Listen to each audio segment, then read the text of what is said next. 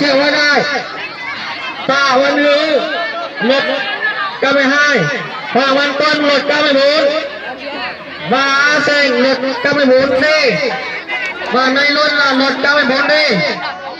Triệu Văn Ai luật K13D. Các bạn nam chạy chung kết nhá. Số dưới các bạn nam nào chạy chung kết đi, số dưới chạy đi. Các bạn có tên của đồng chí Sinh lúc nãy vừa đọc, xin mời xuống chỗ sân chạy ạ, để chạy chung kết ạ. Nào hai đội sẵn sàng chưa? Nào bên này nhả dây ra, bên sự sống bỏ dây ra.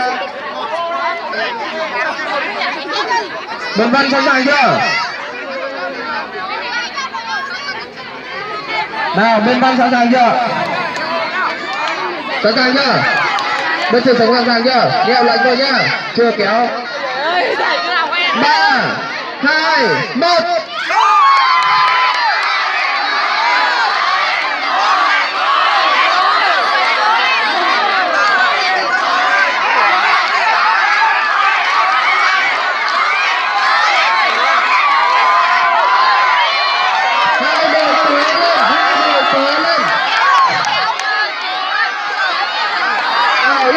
Từ khán giả ra các bạn đứng ngoài sát vào thi đấu ạ.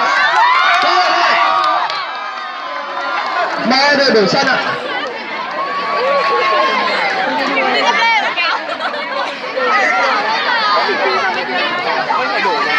Nào khẩn trương hai đội đổi sân. Đây bạch đây.